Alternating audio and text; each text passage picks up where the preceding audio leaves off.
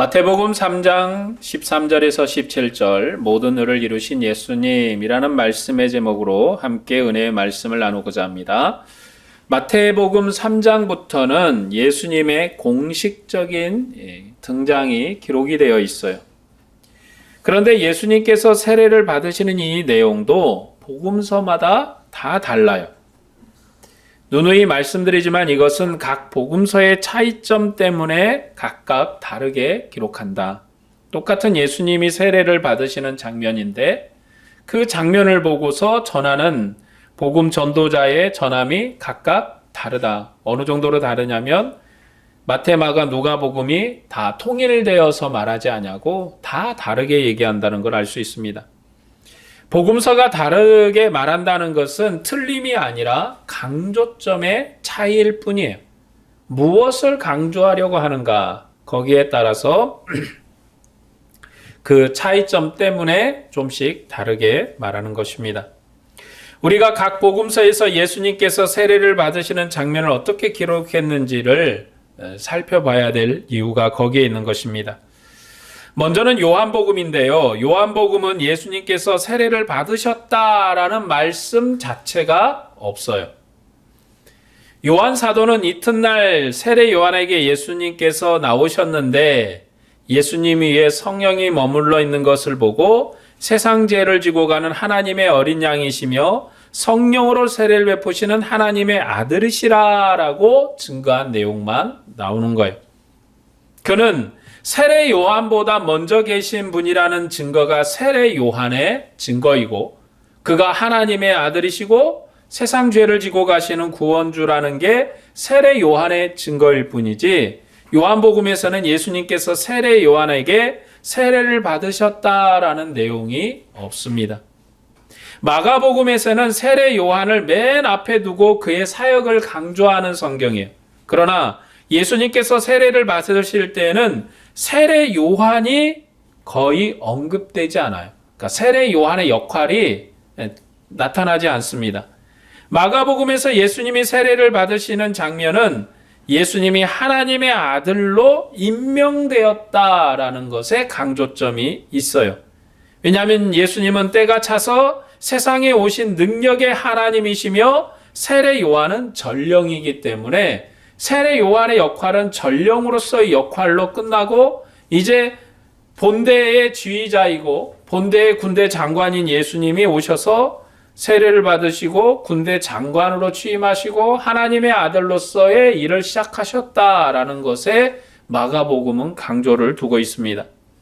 반면에 누가복음과 마태복음은 예수님의 세례 사건을 자세히 기록을 해요. 물론 누가복음은 굉장히 자세하게 기록하는 특징이 있지만 마태복음마저도 예수님의 세례 장면을 아주 자세히 기록합니다. 두 복음서에서 예수님께서 세례를 받으시는 사건은 중요한 위치를 차지하기 때문에 자세히 기록하는 거예요. 누가복음은 백성들이 다 세례를 받을 때 예수님께서 세례를 받으셨다 그렇게 언급을 합니다. 누가복음이 예수님께서 백성과 동일하게 세례를 받으셨으며 그가 마지막으로 세례 받은 사람이라 언급합니다. 그러니까 누가복음이 말씀하는 설명의 내용은 백성과 동일하게 세례를 받았다라는 거예요. 백성과 동일하게 세례를 받았다. 그러니까 백성과 동일하게 세례를 받으신 이분은 백성의 친구예요. 백성의 선한 목자예요. 백성과 함께하는 은혜의 주님이세요. 그러니까 백성과 함께하고 있다라는 것이 누가복음의 이야기입니다. 누가복음이 이처럼 언급하는 것은 예수님께서 세례를 완성하신 구주이심을 또 증거하기 위해서예요. 왜냐하면 마지막에 세례를 받으셨다. 마지막 세례를 받으신 분이 예수님이었다. 그가 바로 이제 백성의 모든 것을 완성하시는 구주이심을 증거합니다. 반면에 마태복음은 세례 요한이 세례 사역을 할 때 곧 세례 요한이 바리새인과 서기관을 정죄할 그때에 예수님께서 세례를 받으셨다 언급합니다. 그러니까 예수님께서 세례를 받으시는 그때가 언제냐? 세례 요한이 바리새인과 서기관을 책망하고 그들을 정죄한 그 바로 다음에 마태복음은 예수님을 거역한 이스라엘을 대체할 왕으로 예수님을 증거하는 거예요. 그러니까 예수님이 누구시냐? 마태복음에서는 예수님은 이스라엘 나라를 대체할 새로운 나라를 세우실 왕이에요.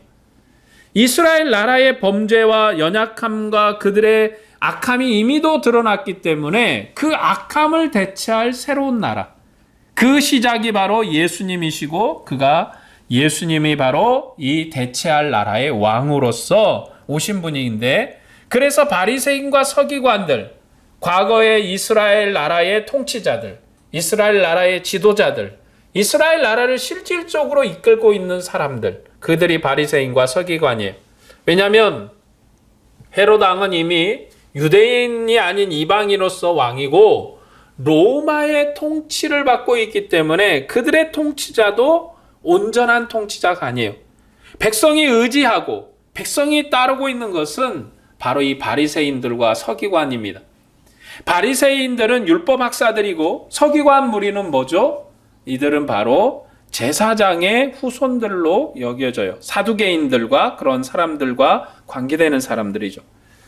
그리고 예수님의 등장에 대해서도 마가복음과 마태복음은 시골에서 응가하신 예수님의 공식적인 등장을 강조를 해요. 자, 예수님이 등장을 하셨는데 이제는 어디서 등장했는가? 시골에서 왔다. 마가복음은 예수님께서 갈릴리 나사렛으로부터 요단강에 이르렀다고 기록하여서 예수님의 낮은 신분, 그가 낮은 신분을 대조해서 그가 능력 있는 하나님의 아들로 등장한 것을 강조합니다. 비록 낮은 신분이지만, 아주 나사렛이라는 이 촌동네에 사는 낮은 신분이지만 그가 이제 하나님 앞에 세례를 받으시고 하나님의 아들로 등극하셨기 때문에 그는 강력한 권세의 주님이시다라는 것을 이런 대조를 통해서 강조를 하는 거죠. 마태복음은 예수님께서 갈릴리에서 요단강에 이르러서 요한에게 세례를 받았다 말씀합니다. 마태복음 갈릴리 출신이신 예수님께서 천국의 왕으로 등극한 사실을 강조해요. 갈릴리 출신이다.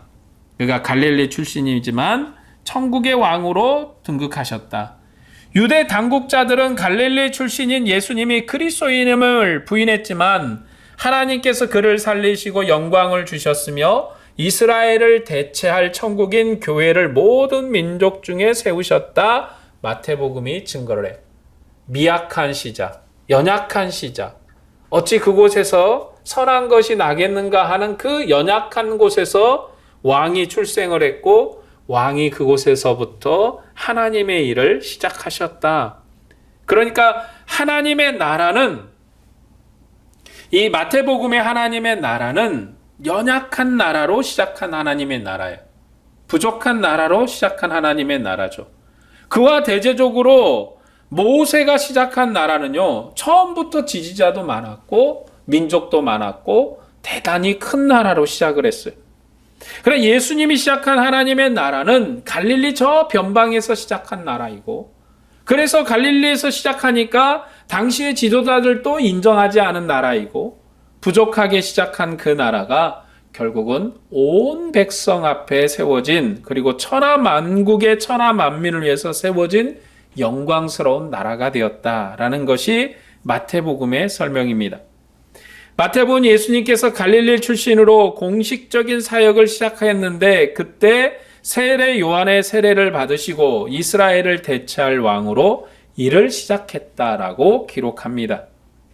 예수님의 사역을 통해서 이스라엘의 악함이 드러난 것이고 새로운 이스라엘인 교회를 세우셔서 천국의 왕으로 온 세상을 구원하십니다. 예수님께서는 하나님의 모든 의를 이루기 위해서 세례를 받으셨어요. 예수님이 세례를 받으실 때 세례 요한의 활동을 강조하는 성경은 요한복음과 마태복음입니다. 요한복음은 세례 요한의 증거로부터 시작하여서 예수님을 증거하기를 그가 하나님의 아들이시다 증거합니다. 많은 증거로서 사람들을 예수님께로 인도하는 게 바로 이 세례 요한의 사명이에요. 반면에 마태복음은 유일하게 세례 요한과 예수님의 대화가 기록이 되어 있어요. 그러니까 예수님께서 세례를 받으시는 이 장면에서 예수님과 세례 요한이 대화를 나눴다. 이야기를 주고받았다. 이 얘기는 마태복음에만 있다는 거예요. 그럼 마태복음에만 있다는 게 무슨 뜻입니까? 예수님의 이 대화가 사실 이 마태복음의 세례의 핵심이다.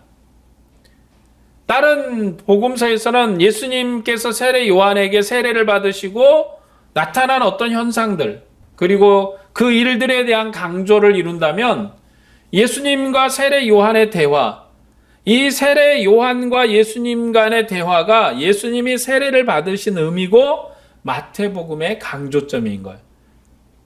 왜냐하면 세례 요한의 말을 빌려서 마태가 이렇게 강조하는 거예요. 예수님이 세례를 받으신 의미가 뭘까? 세례 요한이 얘기했어. 이런 것이라고. 그리고 예수님도 이렇게 얘기했어. 라고 이야기를 전개하는 거예요. 세례 요한은 자기에게 세례를 받으러 나오시는 예수님을 보고 말렸습니다. 내가 당신에게 세례를 받아야 할 것인데 당신이 내게로 오십니까? 하고 말렸어요. 그러나 세례 요한은 이제 허락하라. 우리가 이와 같이 하여 모든 의를 이루는 것이 합당하니라는 예수님의 말씀에 순종을 해서 세례를 주었다. 그러니까 세례 요한은 예수님께서 세례를 받으시려고 오니까 이미 단박에 알아본 거죠. 단번에. 아, 이분이 메시아구나. 이분이 그리스도시구나. 이분이 바로 우리의 왕이시구나. 알아봤어요. 그러면서 말하기를 내가 당신에게 세례 받아야 될 거 아닙니까? 왜냐하면 그가 바로 하나님으로서 세례 요한을 보낸 자예요. 그렇기 때문에 세례 요한이 그에게 세례를 받겠다 하는 것이 지극히 타당한 말이죠. 그런데 예수님은 이렇게 말합니다. 이제 허락해라. 우리가 너와 내가 이와 같이 하여서 모든 의를 이루는 것이 합당하다. 모든 의를 이루는 것. 그러니까 예수님께서 세례 요한에게 세례를 받으시는 것은 하나님의 모든 의를 이루기 위해서 세례를 받으셨다라는 것입니다. 예수님은 능력이 많으신 분으로 구원하시고 심판하시는 하나님의 아들이시며 세례 요한은 그의 전령이에요. 그러니까 보낸 왕이 큰 거지 전령이 큰 건 아니잖아요. 왕이 오기 전에는, 왕이 나타나기 전에는 전령이 더 권세가 있죠. 왕이 보낸 전령이기 때문에 권세가 있고 힘이 있고 능력이 있습니다. 그러나 이제 예수님이 나타났기 때문에 세례 요한보다 예수님이 더욱더 부각이 되는 거죠. 그러므로 세례 요한이 예수님께 세례를 받아야 하는 것이 마땅한 거 아니겠습니까? 그러나 세례 요한이 예수님께 세례를 주는 것이 모든 의를 이루는 것이라고 예수님은 말씀하셨어요. 세례 요한은 예수님의 말씀에 순종을 했습니다. 여기서의 모든 의는 뭘까? 도덕적인 의미의 완전한 의를 얘기하는 게 아니에요. 우리는 의만 나오면 그냥 도덕, 윤리 여기 갖다 붙여놓고 네가 예수님도 이렇게 모든 의를 이루려고 했는데 네가 얼마나 의로운 사람이냐 이렇게 얘기하면 우리가 가진 의의 개념은요 이 한자어권에서 왔기 때문에 의미가 잘 파악이 안 되는 거죠. 우리가 아는 것은 이 유교적인 원리의 의를 아는 거예요. 거기서의 아는 의는요 윤리의 의예요. 그렇죠?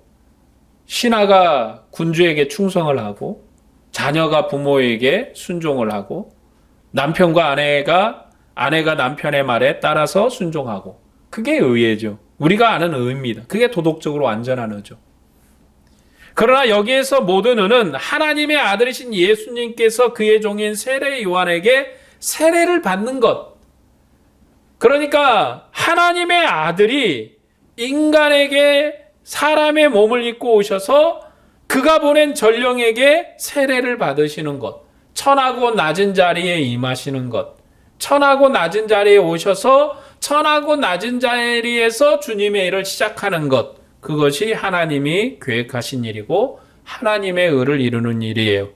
이 모든 의는 하나님의 의를 완성하는 모든 의이고 종말론에 의한 의입니다. 그러니까 예수님이 하셨던 이 세례는 종말로 나가는 마지막 구원 역사의 세례인 거예요. 두 번 다시 이 세례는 반복되지 않을 것입니다. 그러니까 우리는 종말 그러면은 맨날 무서운 것만 세상을 생각을 해요. 세상이 끝나는 거, 뭐 세상이 없어지는 것, 뭐 이런 걸 종말이라고 생각하는데 예수님이 이루신 구원이 종말론, 그러니까 종말의 구원이에요. 종말의 구원. 뭐 종말의 구원이란 무슨 뜻이냐면 다시는 다른 구원이 없다는 거예요. 다시는 예수님의 구원을 대체할 구원이 없어요. 지금 예수님께서 요한에게 세례를 받으시는 것은 종말의 구원을 이루기 위하여서 세례를 받으시는 거예요. 종말의 구원이라는 것은 이제는 예수님이 완성할 구원에 나가기 위해서 그가 세례를 받으심으로 마지막 그리스도의 구원, 이 땅에 임하는 그리스도의 완벽한 구원, 이 구원을 우리에게 선물하기 위해서 종말의 구원으로 나가는 세례인 거예요. 그래서 이 세례는 종말의 세례예요.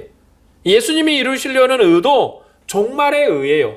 이제는 다른 이름으로 구원을 얻을 수가 없어요. 다른 이름으로 우리가 구원 얻을 이름이 없어요. 이전에는 모세가 가르쳐 주신 여호와의 이름으로 구원을 받았어요. 그것이 이스라엘이 받은 구원이고 이스라엘이 아는 구원이에요.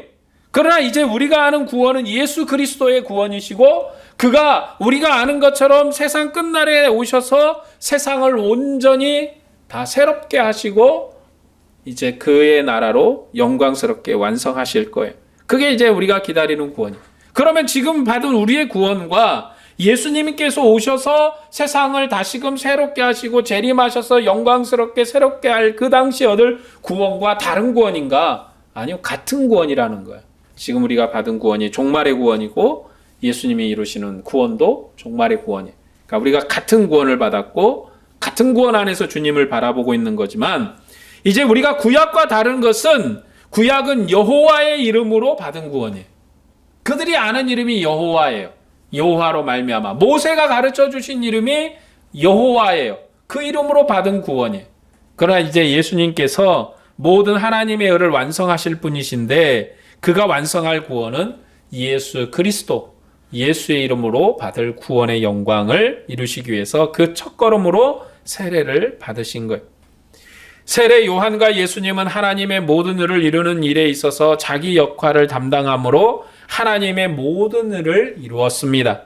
성경에서 의라는 것은 언약적인 의이며 하나님의 신실함인 거예요. 예수님께서는 범죄한 자기 백성의 왕으로 임명되셔서 죽음의 세례를 받으심으로 죄가 지배하던 나라를 끝내시고 부활하셔서 천국인 교회를 세우심으로 하나님의 모든 의를 이루셨어요. 그러니까 우리는 이미 시작과 결론을 알고 있는 사람들이잖아요. 그러니까 오늘 본문을 얘기할 때도 항상 여기에만 매이는 건 아니에요. 결론을 가지고 우리는 얘기를 하고 있기 때문에 예수님이 이제 여기서 죽음의 세례를 받았잖아요. 세례 요한이 베푸는 세례는 엄밀하게 얘기하면 죽음의 세례예요. 완벽한 세례가 아니에요. 그러나 주님이 부활하시고 나서 교회에게 명령하기를 너희가 땅끝까지 이르러서 내 복음을 전하고 그들을 가르치고 그들에게 아버지와 아들과 성령의 이름으로 세례를 줘라 라고 말하니 우리가 받은 세례는 죽음의 세례가 아니라 생명의 세례입니다. 사망에서 어두움 가운데서 우리를 살리는 세례예요.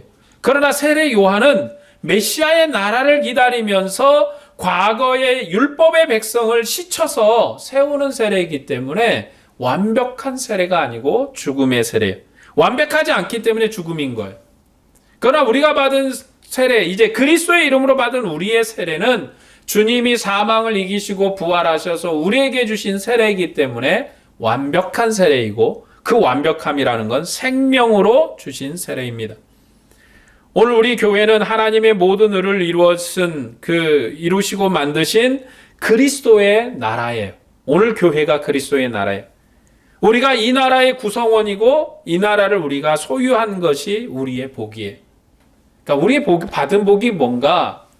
복 받아라! 그러니까 우리가 맨날 저희가 이제 어렸을 때도 그렇고 부흥사 목사님들한테 맨날 듣는 게 돈 많아지고 건강해지고 행복해지고 그게 이제 우리의 복으로 알고 배웠는데 성경을 읽고 나누다 보면 성경은 그것하고 아무 상관이 없을 때가 많아요. 여러분 돈 많아져서 빌 게이츠가 되면 뭐 할 것입니까?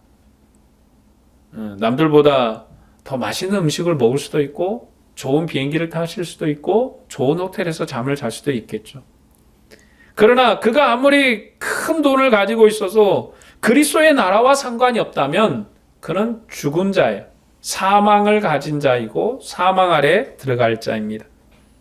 그러나 우리가 비록 가난하고 가진 것은 별로 없고 연약하고 건강하지도 않고 남들 보기에도 뭔가 지혜롭지도 않고 똑똑하지도 않고 내세울 만한 게 없다 할지라도 우리가 그리스도의 나라를 가졌으므로 우리의 자랑은 그리스도예요. 내가 그리스도의 사람이다.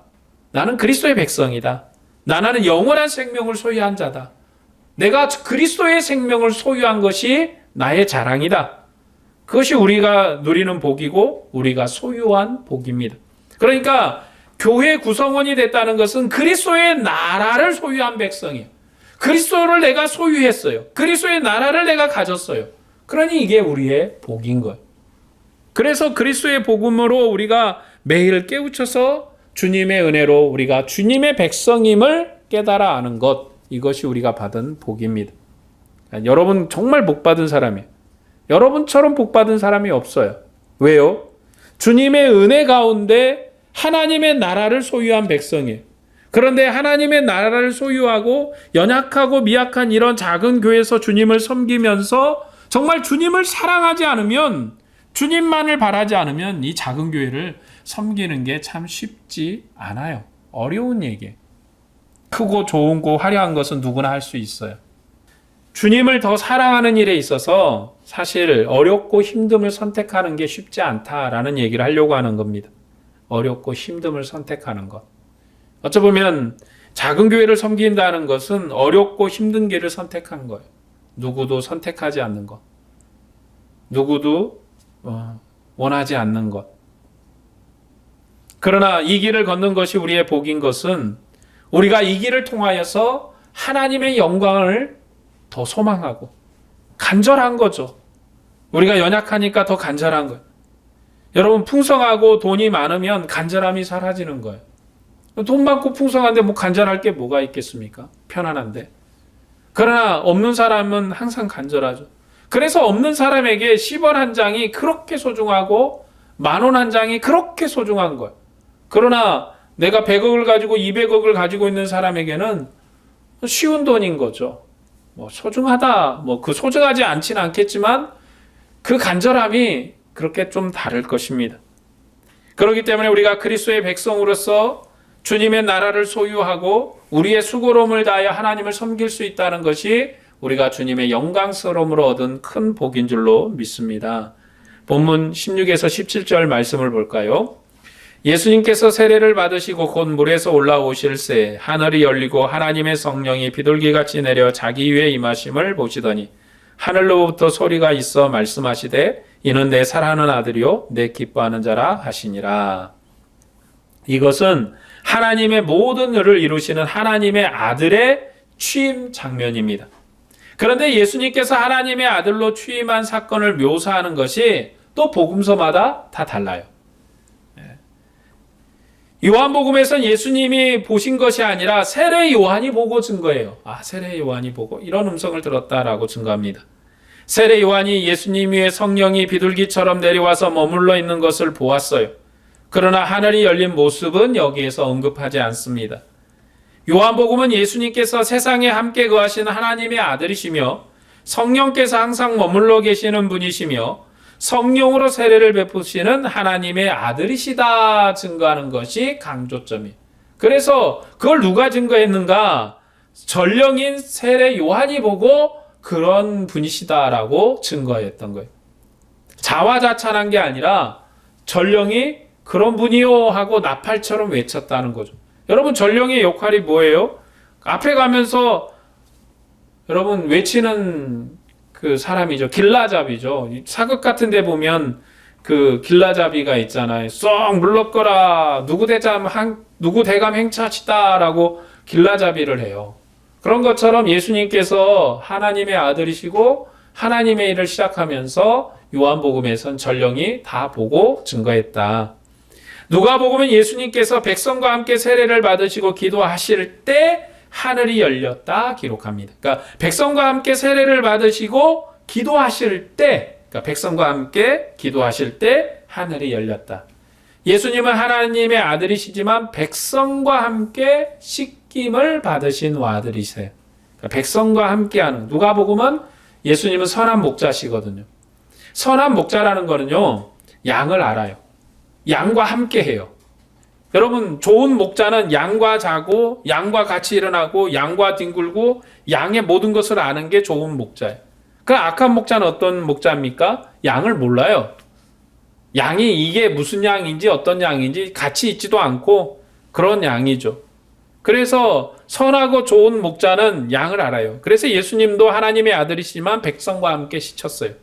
그가 정결케 되어서 하나님 앞에 기도할 때 그도 하나님의 아들이시지만 백성처럼 기도했다. 그때 하늘이 열리고 성령이 비둘기처럼 임했습니다. 누가복음은 예수님을 백성의 형제이며 기도하심으로 하나님과 교통하시는 제사장과 구주이심을 강조하고 있어요. 마가복음과 마태복음은 예수님께서 세례를 받으시고 곧 물에서 올라올 때, 그러니까 세례받고 물에서 올라올 때 하늘이 열렸다 기록을 합니다. 물에 잠겨 세례를 받으시고 즉시 물에서 올라오심은 물에서의 구출을 강조해요. 물이라는 게, 이것은 물이라는 거는요, 구약에서 심판의 도구였거든요. 그 첫 번째가 노아 홍수 때 물로 심판했죠. 그리고 모세가 인도함을 받을 때 그 물에서 구출함을 받았어요. 홍해의 물에서 구출함을 받았습니다. 그러니까 노아와 모세의 인도함을 받을 때 이스라엘 그리고 인류가 물에서 구출을 받았어요. 여기서 물은 죄를 장사 지내는 물이고 물의 죽음에서 올라온 자가 바로 의로운 구원자예요. 그러니까 예수님이 물에 잠겼다가 올라왔다. 여기에 배경은 바로 노아나 모세 시대의 사건을 배경으로 하고 있는 거예요. 마가복음은 하늘이 갈라지고라고 기록하여서 홍해 갈라짐을 배경으로 설명하고 있습니다. 마가복음 모든 대적을 멸하시는 권세 있는 하나님의 아들을 강조해요. 누가복음과 마태복음은 하늘이 열리고라고 기록을 해요. 그러니까 갈라지고 열리고. 말이 조금 다르긴 하지만 비슷한 용어인데 조금씩 다르죠. 갈라지고 열리고. 누가복음에서 열린 하늘은 기도와 관련된 하늘 성소의 열림이에요. 지금 기도할 때 열렸거든, 누가복음은. 기도할 때 열렸어요. 그러나 마태복음에서는 하늘의 열림은 물의 죽음에서 올라온 것과 하늘의 통치를 연결한 하늘 왕국의 열림이에요. 그러니까 예수님께서 죽음 아래 내려갔다가 다시 죽음 아래서 다시 올라왔어요. 그러니까 하늘이 열렸어요.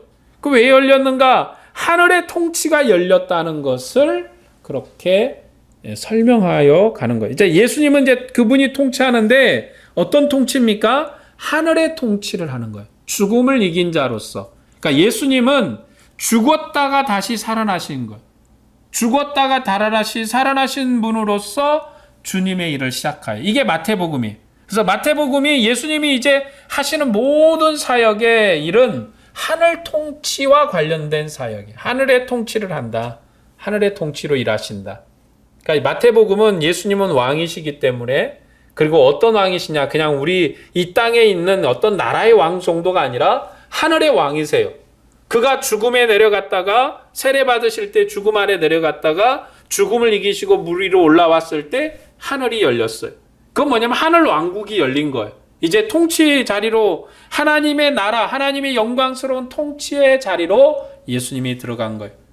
그리고 성령께서 비둘기처럼 임하신 모습은 새 시대와 구원을 확증하는 성령의 임하심이에요. 이제 성령이 임하셔서 그가 하늘의 왕이시고 하늘의 권세의 주님이심을 증거합니다. 왜 비둘기예요? 그거는 또 노아 홍수의 끝을 알린 비둘기가 배경이 되는 거죠.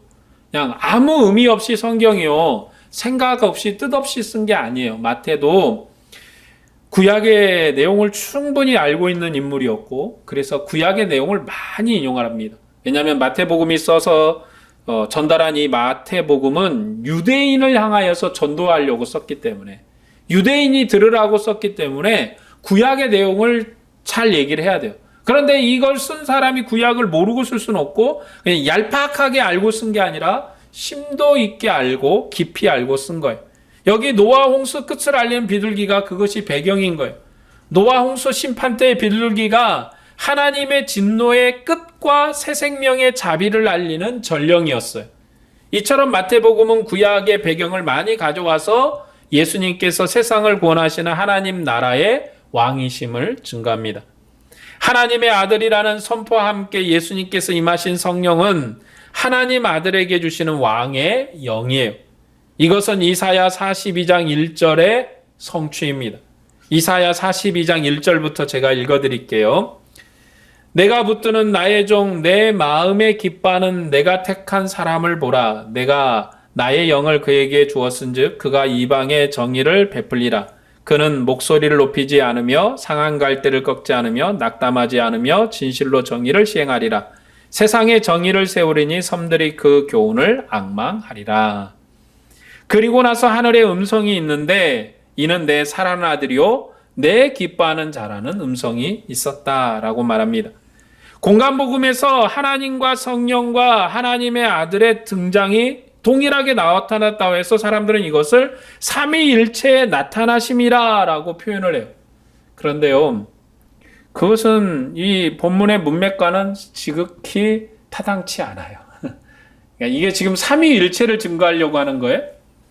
문맥을 우리가 봐야 된다고 그랬잖아요. 지금 여기 문맥이 여기에는 하나님도 계시고 성령님도 계시고 하나님의 아들도 계시지 않냐. 그러니까 삼위일체를 증거하려고 하는 것이죠. 지금 예수님의 등극이에요. 왕으로서 임명되는 장면이에요. 왕으로서 임명되는 내용을 얘기하려고 하는 거지. 여기에 성령도 계시고 아들도 계시고 아버지도 계시니까 삼위일체가 다 계시네. 그러니까 삼위일체지. 그런 얘기 아니고 종말의 왕, 종말의 천국의 왕이 임명받는 장면에 등장한 거예요. 그 장면에 하나님은 아버지는 아버지로서 아들을 인정을 했고, 그리고 아들은 왕으로서 등극을 했고, 그 아들과 함께 일할 성령이 그 위에 함께 하셨다. 그가 바로 아버지와 성령과 함께 하시는 하늘의 천국의 왕이시다. 하늘의 천국의 왕에 대한 얘기지, 여기서 무리하게 삼위일체까지 나가면 안 되는 거예요. 하나님의 사랑하는 아들이라는 것의 배경은 구약에 또 배경을 두고 있습니다. 사무엘하 7장 13에서 14절과 시편 2편이 그 배경이에요.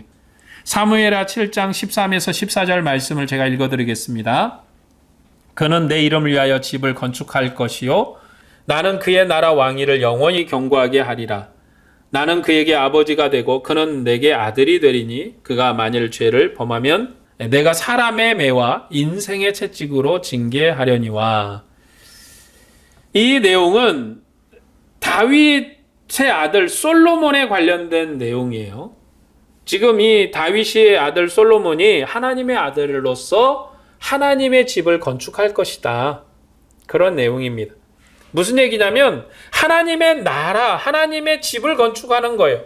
예수님도 오셔서 지금 새로운 왕으로 등극하시는데 왜 그가 사랑하는 아들인가? 왜 사랑하는 아들이라고 성령이 말씀하시는가? 그가 이제 그리스도로 말미암아서 새롭게 지어지는 새로운 나라, 과거에 새로운 집을 세우실 거예요. 과거에 세우신 그 성전의 집이 아니라 새로운 집을 세울 거예요. 그래서 마태복음에 얘기하잖아요. 예수님께서 이 성전을 헐어라. 내가 3일 만에 새롭게 세우겠다. 왜냐하면 그는 사랑하는 하나님의 아들로서 새로운 나라와 새로운 집을 짓는 하늘의 아들이세요. 그래서 호칭이 사랑하는 아들이에요. 하나님의 아들은 종말에 하나님의 성전을 짓고 만국을 통치하는 왕이시며 하나님의 기뻐하신 아들이신 거예요. 그래서 교회를 세우셨잖아요. 교회가 하나님의 나라고 만국을 통치하는 천국이에요. 이곳이 바로 이제 그리스도의 이름을 선포하는 나라이고 이것이 세계 만국에 세워짐으로 하나님의 영광이 되는 것입니다. 오늘 말씀을 정리하겠습니다. 오늘은 예수님께서 세례를 받으시는 모습을 말씀드렸어요. 예수님께서 세례 요한에게 세례를 받으신 것은 모든 의를 이루기 위해서입니다. 이 모든 의는 하나님의 의를 완성하는 모든 의이고 종말의 의예요. 세례 요한과 예수님은 하나님의 모든 의를 이루는 일에서 자기 역할을 감당함으로 하나님의 모든 의를 이루었습니다. 예수님께서는 범죄한 자기 백성의 왕으로 임명되셔서 죽음의 세례를 받으시고 죄가 지배하는 나라를 끝내셨습니다. 그리고 부활하셔서 천국인 교회를 세우심으로 하나님의 모든 의를 이루셨어요. 예수님의 고난의 길을 시작하기 위해서 지금 세례를 받으셨습니다. 그가 고난받으심으로 우리가 나음을 입고 구원을 얻었습니다. 이것이 예수님께서 이루신 모든 의입니다. 그리고 이 의는 우리에게만 있는 의가 되어서는 안 됩니다. 세상의 모든 사람이 이 의를 알고 이 의를 고백하고 이 의를 위해서 살도록 해야 돼요. 이것이 주님께서 세상에 교회를 두신 이유이고 오늘 우리를 사랑하신 이유입니다. 우리는 주님의 사랑에 응답을 해야 돼요. 여러분, 우리는 주님의 사랑만을 항상 받는 존재가 되어야 되면 안 되고 그건 어린아이고요. 응답해야 돼요. 주님의 사랑에 마땅히 보답을 해야 돼요. 그래서 그에 보답한다는 게 뭡니까? 복음에 합당한 삶을 사는 거예요. 우리가 걸어야 될 길이 바로 이 복음의 길인 거예요. 우리는 마땅히 그리스도의 사랑을 받았어요. 그리스도께서 우리를 심히 사랑한다는 것을 요한복음에서는 너무 많이 말씀을 하세요. 그런 우리가 사랑을 받았다면 복음에 합당한 삶을 살아야죠. 예수님 믿습니다 하고 끝나는 게 아니라 행함이 있는 믿음이 돼야 돼요. 행함이 있어서 열매 맺는 믿음이 돼야 돼요. 여러분, 우리가 예수님을 믿어서 구원함을 얻고요. 구원함에 이른 자는 마땅히 행함이 있어야 되는 거예요. 여전히 우리가 예수님 믿고 구원받아, 예수님 믿고 구원받아, 예수님 믿고 구원받아 해놓은 것은 아무것도 없어. 이렇게 되면 안 된다는 거예요. 마땅히 우리가 주님을 위해서 헌신된 삶을 살아야 되는 거죠. 복음의 길을 위해서 충성과 헌신을 다하는 여러분에게 주님의 은혜와 평강이 충만하기를 축복합니다. 기도하겠습니다.